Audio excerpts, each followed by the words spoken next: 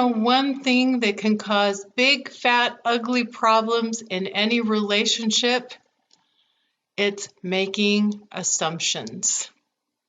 I'm Michelle Marchant Johnson with Love Life Coaching, and I'm here to help you be that woman of high value who meets and attracts your high quality man and has the relationship of your dreams. And I've been doing a series on a wonderful book called The Four Agreements.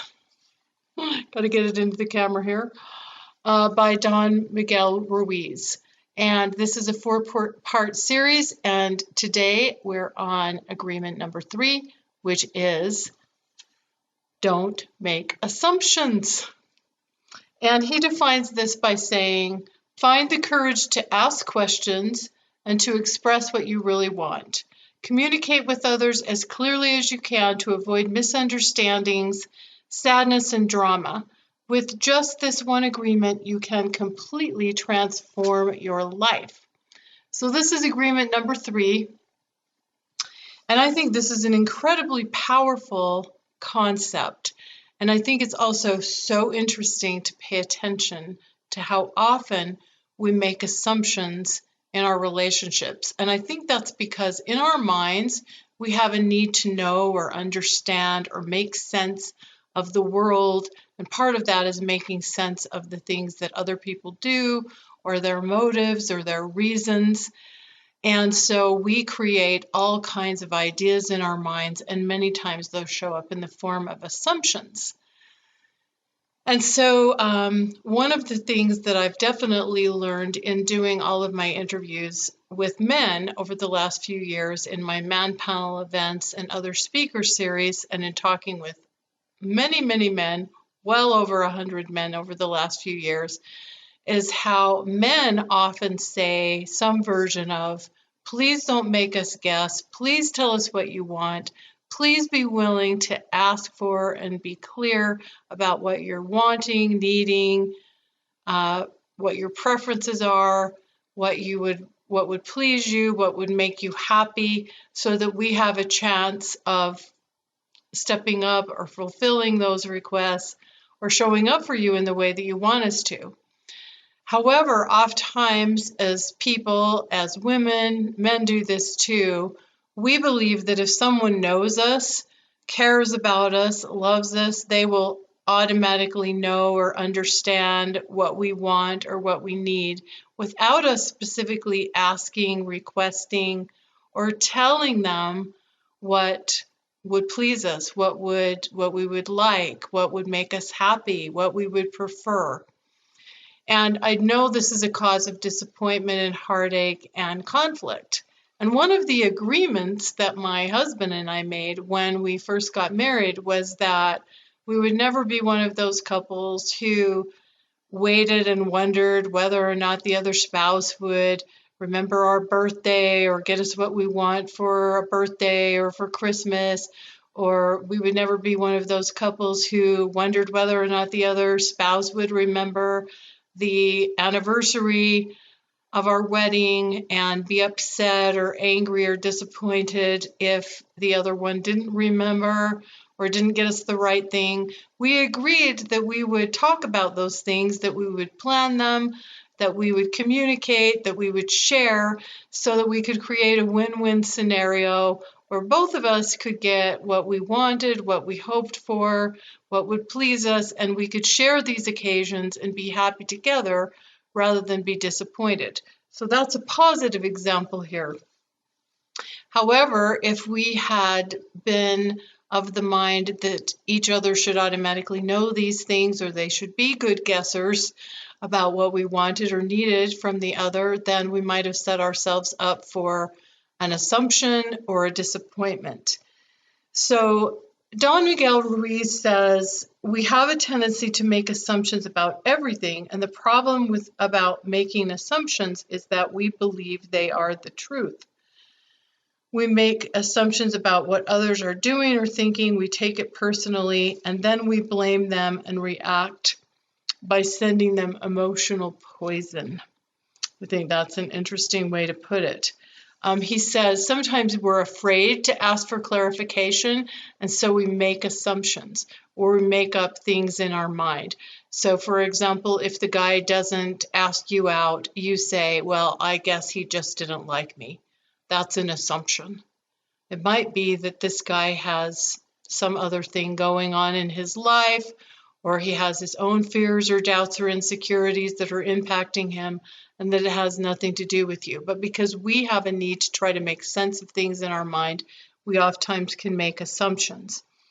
And he says,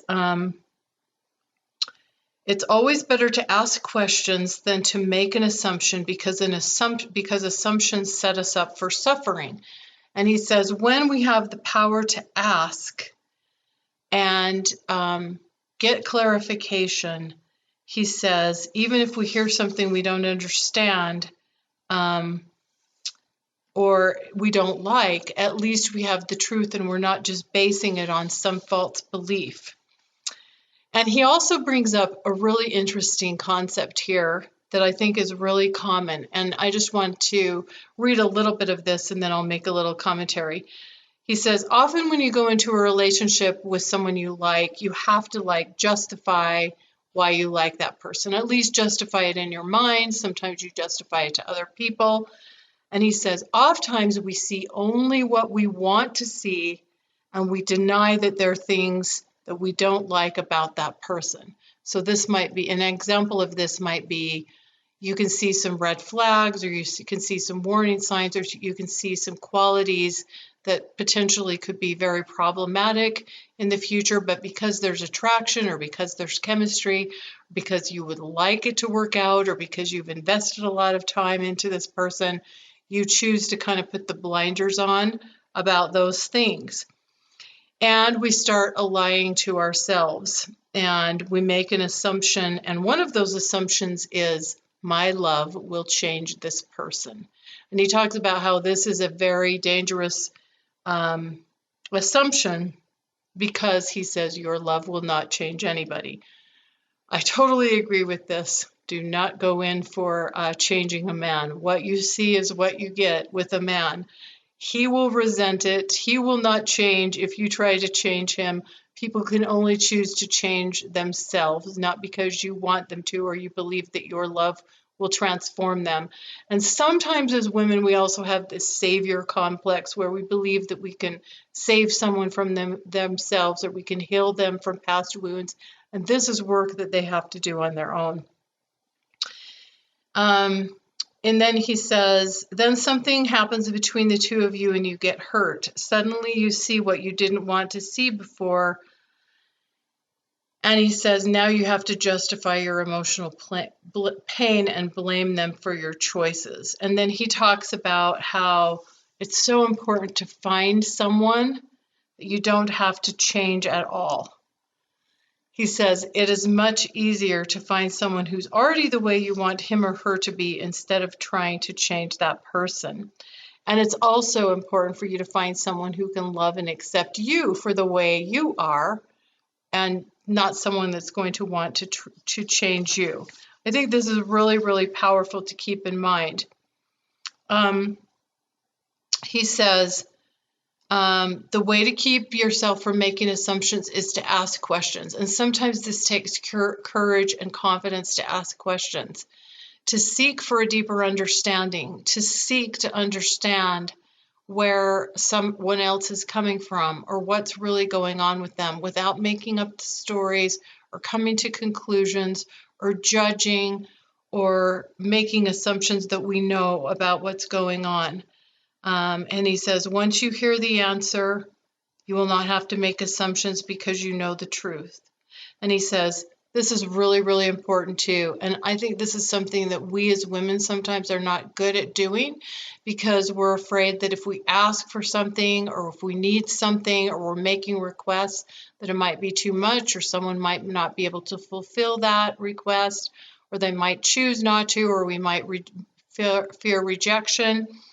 But he says, always find your voice to ask for what you want. Everyone has the right to tell you no or yes, but you always have the right to ask. And this can be done in a nice way. You can say something like, you know what I'd really enjoy, or you know what I'd really prefer, or you know what would work better for me, or I have a request, or I'd like to ask if this is something you can do for me or help me with. He says, likewise, everybody has the right to ask you, and you have the right to say yes or no. He says, if you don't understand something, it's better for you to ask and be clear instead of making an assumption. The day you stop making assumptions, you will communicate cleanly and clearly, free of emotional poison. Without making assumptions, your word becomes impeccable. And remember, the first agreement is be impeccable with your word. And he says, when you are clear with your communications, part of that is not making assumptions, all of your relationships will change, not just with your partner, but with everyone else.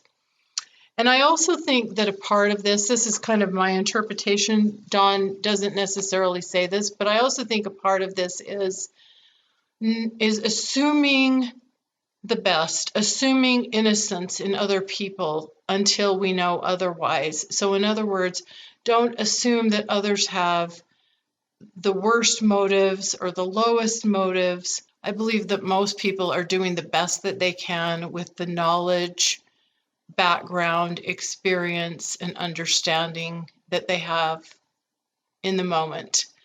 And so I think if we can see each other through those eyes of innocence and not make assumptions in our relationships, particularly in our dating relationships and our more intimate relationships, and give each other the benefit of the doubt and seek for deeper understanding, I think this is really powerful. I know Stephen R. Covey, one of